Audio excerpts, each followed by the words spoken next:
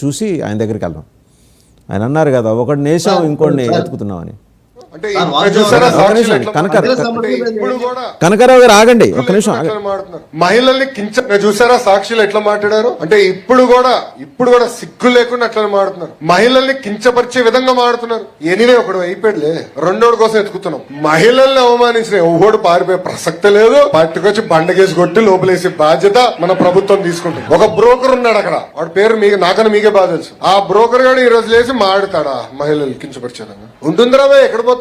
మనం కార్యకర్తల బాధ ఉంది, మొదటి రోజే బతికెళ్ళచ్చు కదా అని, మొదటి రోజులో బొక్కలేయచ్చు కదా అని. అది 2 నిమిషాలు పని తల్లి. కానీ నేను కోరేది మిమ్మల్ని అందరినీ జరుగుతున్నాయి ప్రజల్లోకి తీసుకెళ్లాలమ్మా. ఎట్లా అడుగడుగున మహిళలను అవమానిస్తూనే ఉన్నారు. 2019లో 2020లో నేను మాడితే లోకేష్ కి చీర గాజులు పంపిస్తానని చెప్పాను. అంటే మహిళలను కించపరిచే విధంగా కాదా? శాసనసభ సాక్షిగా మన తల్లిని అవమానించలేదా అన్నాడు. అంటే అడుగడుగున అవమానించారు, అడుగడుగున ఇబ్బంది పెట్టారు. ఇప్పుడు కూడా మారలేదు. కొన్ని విషయాలు మీకు తెలియాలి. ఇప్పుడు ప్రాంతాల మధ్య విభేదాలు రెచ్చగొట్టడానికి ప్రయత్నిస్తారు.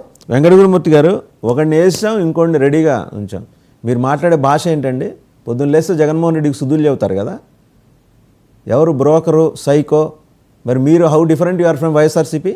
వాళ్ళకి మీకు తేడా ఉంది, వాళ్ళకి మీకు తేడా ఉంది. ఇప్పుడు పంటకి చీడ పట్టినప్పుడు పురుగు మందు కొట్టి తప్పిస్తాం. ఓ, మీరు కొడితే పురుగు మందు, ఇంకోళ్ళు కొడితే విషం అన్నమాట.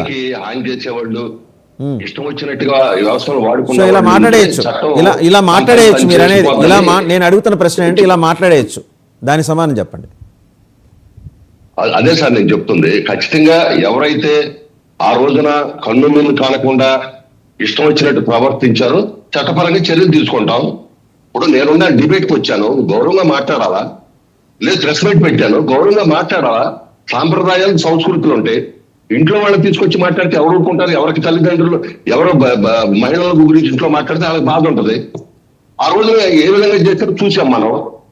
ఇవాళ ఒకటి మేమైతే అట్లా చేయట్లా, ఎవరు చేయమని కూడా చెప్పం.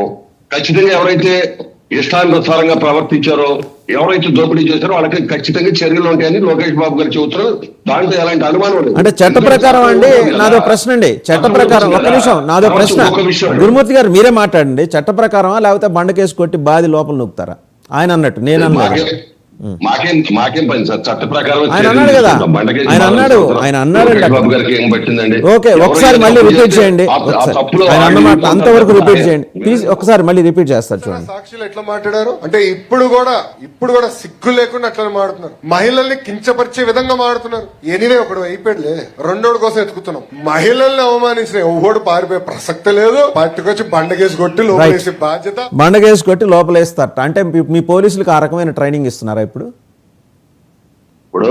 ఆయన ప్రసంగంలో మాట చెప్పారండి, ఎవరిని వదలము, ఊరుకునేది లేదు అని ఆ మాటలు చెప్పారు. అంతేగాని అంత మాత్రాన ఎవరన్నా కొట్టామా లేకపోతే ఏమైనా చేశామా? చట్టం అంటే ఇప్పుడు మీరు చేస్తే లౌక్యం, ఎదుటివాడు చేస్తే రాజకీయం లాగా ఉంది. ఇప్పుడు మీరు మాట్లాడచ్చు, ఇంకెవడు మాట్లాడకూడదు. ఎవడన్నా మాడితే సైకోలు, బ్రోకర్లు, బండకేసి కొట్టడాలు, ఈ మాటలు ఏంటి? మేము ఆ మాటలు ఇప్పుడు ఒకటే సార్, మేము ఎవరిని వ్యక్తిగతంగా విమర్శించాలా, ఎవరిని అయినా వ్యక్తిగతంగా కుటుంబాల గురించి మీరు మాట్లాడరు. ఒక మాట అనిత గారు మాట్లాడింది కూడా చూద్దాం.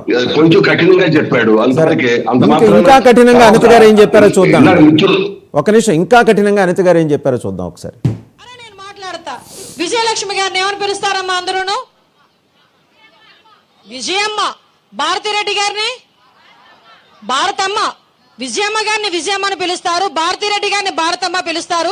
మరి వీళ్ళ అమ్మ అని పిలిచిన, భారతమ్మ అని పిలిచిన వాళ్ళకి వీళ్ళ నాన్నకి ఏమవుతాడో ఒక్కసారి మనం కూడా ఆలోచన చేసుకోవాలి.